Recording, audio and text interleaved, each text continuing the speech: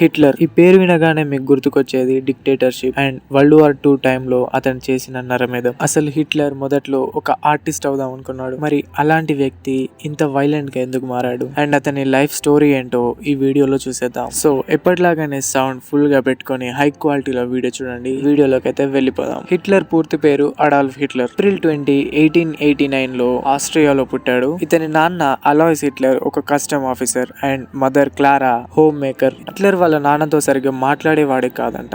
ఎప్పుడు ఏదో మనస్పర్ధలు ఉండేవంట. కానీ వాళ్ళ అమ్మ తనని చాలా ప్రేమగా పెంచింది. హిట్లర్కి చదువు సరిగ్గా అవ్వలేదు అండ్ 1903లో అతని తండ్రి మరణంతో అతను చదువు ఆపేశాడు అండ్ ఒక ఆర్టిస్ట్ అవుదాం అనుకుని వియన్నాకి వెళ్ళాడు. వియన్నాకి వెళ్ళిన తర్వాత అతను చాలా స్ట్రగుల్స్ ఫేస్ చేశాడు అండ్ అతన్ని 2 సార్లు ఫైన్ ఆర్ట్స్ అకాడమీ వాళ్ళు రిజెక్ట్ చేశారు. అండ్ ఇక్కడే అతను అక్కడున్న వాళ్ళపైన నెగిటివ్ ఒపీనియన్ ని పెంచుకున్నాడు. అండ్ ఆ తర్వాత 1913లో హిట్లర్ జర్మనీలోని మ్యూనిచ్ కి అయితే వెళ్ళిపోయాడు. అండ్ అక్కడే అతను వరల్డ్ వార్ 2లో సైనికుడిగా పాల్గొన్నాడు అండ్ చాలా ధైర్యంగా గాయాలను కూడా లెక్క చేయకుండా పోరాడాడంట. దానికి బ్రేవరీ అవార్డుని కూడా తీసుకున్నాడు. అండ్ వార్ తర్వాత జర్మనీ చాలా ఇబ్బందులు ఎదుర్కొంది. ఎకనామికల్గా అండ్ పొలిటికల్గా చాలా అన్బ్యాలెన్స్డ్ అయిపోయింది. ఈ టైంలోనే హిట్లర్ జర్మన్ వర్కర్స్ పార్టీలో జాయిన్ అయ్యాడు అండ్ అది తర్వాత నేషనల్ సోషలిస్ట్ జర్మన్ వర్కర్స్ పార్టీగా మారింది అండ్ దాన్ని మనం నాజీ పార్టీ అని కూడా అంటాం. హిట్లర్ ఉపన్యాసాల్లో చాలా టాలెంటెడ్గా ఉండేవాడంట అండ్ అతను మాట్లాడితే ఎంతమంది అయినా మారిపోవాల్సిందే, అంతలా ఇంపాక్ట్ ఉండేదంట.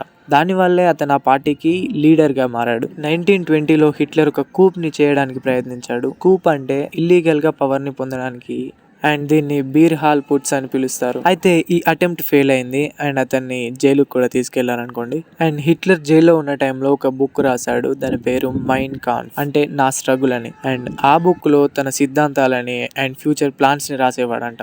రిలీజ్ అయిన తర్వాత హిట్లర్ నాజీ పార్టీని మళ్ళీ రీబిల్డ్ చేశారు. కానీ ఈసారి లీగల్ పద్ధతిలో పవర్ ని ఎలా గెయిన్ చేయాలనే దానిపై ఫోకస్ చేశాడు. 1929లో గ్రేట్ డిప్రెషన్ అనే ఒక ఫేజ్ వచ్చింది అండ్ జర్మనీలో ఎంప్లాయ్మెంట్ అండ్ ఎకనామికల్ గా చాలా లోగా ఉంది. ఇదే హిట్లర్ కి సరైన టైం అని గ్రహించాడు. ఈ టైంలోనే తన ఉపన్యాసాలతో నాజీ పార్టీ చాలా పాపులర్ అయిపోయింది అండ్ వీటన్నింటి కారణంగా 1933లో హిట్లర్ ఛాన్సలర్ ఆఫ్ జర్మనీగా అపాయింట్ అయ్యాడు. అండ్ ఈ టైంలోనే హిట్లర్ తన పవర్ ని చూపించాడు. ఛాన్సలర్ అయిన కొద్ది రోజుల్లోనే తనకు పొలిటికల్ గా ఉన్న ఆపోజిషన్స్ అన్నిటిని తొలగించేశాడు అండ్ ఒక డిక్టేటర్షిప్ ని స్టార్ట్ చేశాడు. అండ్ తర్వాత ఆయన జూస్ ని టార్గెట్ చేస్తూ ఎన్నో పాలసీస్ ని ఇంప్లిమెంట్ చేశాడు. హోలోకాస్ట్ అండ్ న్యూరెన్బర్గ్ అనే భయంకరమైన చట్టాలను తీసుకొచ్చాడు. అండ్ మెయిన్ గా జర్మన్ ప్రజల కోసం లెబెన్స్రామ్ అనేది స్టార్ట్ చేశాడు. లెబెన్స్రామ్ అంటే జీవన స్థలం అని అర్థం. అండ్ దీనికోసమే ఆస్ట్రియా అండ్ చెగోస్లోవియా పై ఆక్రమణ మొదలు పెట్టాడు. అండ్ 1939లో పోలాండ్ పై అటాక్ చేశాడు.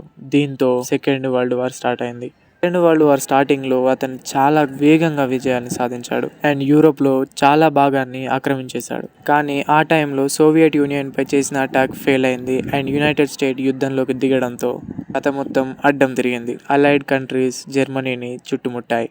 అండ్ ఈ టైంలోనే హిట్లర్ యొక్క ఆరోగ్యం కూడా చాలా దెబ్బతింది అండ్ జర్మనీ యుద్ధంలో ఓడిపోయింది. దీంతో హిట్లర్ బెర్లిన్ లోని తన బంకర్ లోకి వెళ్ళాడు. 1945 నాటికి సోవియట్ దళాలు బెర్లిన్ ని చుట్టుముట్టాయి. జర్మనీపై మిత్ర దేశాలు యుద్ధం అన్ని వైపుల నుంచి చేస్తున్నాయి. ఇక గెలిచే అవకాశమే లేదు. దీంతో హిట్లర్ అతని అత్యంత విశ్వసనీయమైన వాళ్ళతో ఆ బంకర్ లో ఉన్నాడు అండ్ అతని ఆరోగ్యం కూడా చాలా క్షీణించిపోయింది. అండ్ హిట్లర్ అతని భార్య సూసైడ్ చేసుకోవాలని నిర్ణయించుకున్నారు. ఏప్రిల్ 30, 1945లో హిట్లర్ సైనిక్ పాయిజన్ ని మరియు అతని తలలో గన్ షాట్ ని ఉపయోగించి సూసైడ్ చేసుకున్నాడు అండ్ అతని భార్య కూడా సూసైడ్ చేసుకుంది. అండ్ ఈ సూసైడ్ తర్వాత హిట్లర్ మరియు అతని భార్య ఎల్లా బ్రౌన్ యొక్క శరీరాల్ని పక్కనున్న తోటలో కాల్చేశారంట. అండ్ దీన్ని చేయడానికి కారణం వాళ్ళ శరీరాలు సోవియట్ దళాల చేతుల్లో పడకుండా ఉండడానే ఇలా చేశారంట. అండ్ హిట్లర్ చావుతో నాజీ జర్మనీ అధికారం ముగిసిపోయింది అండ్ మే 8న వరల్డ్ వార్ 2 కూడా ముగిసిపోయింది. ఒక ఆర్టిస్ట్ అవుదాం అనుకున్న హిట్లర్ వరల్డ్ మొత్తాన్ని వణికించేలా వైలెంట్ గా ఎందుకు మారాడు? దీనికి కారణం ప్రతీకారం. వరల్డ్ వార్ 1లో జర్మనీ యొక్క డిఫీట్ ని ఆయన సహించలేకపోయాడు. దాంతో తన ప్రసంగాలతో మనుషుల్ని హింస వైపు ప్రేరేపించాడు. So that's it for today guys. ఇది హిట్లర్ జీవిత చరిత్ర. హిట్లర్ చేసింది కరెక్టేనా? మీరే కామెంట్లో చెప్పండి. అండ్ ఇలాంటి ఇంట్రెస్టింగ్ ఫ్యాక్ట్స్ కోసం మన ఛానల్ని సబ్స్క్రైబ్ చేసుకోండి. వీడియో తప్పకుండా నచ్చే ఉంటుంది. సో లైక్ చేసి మాత్రమే వెళ్ళండి.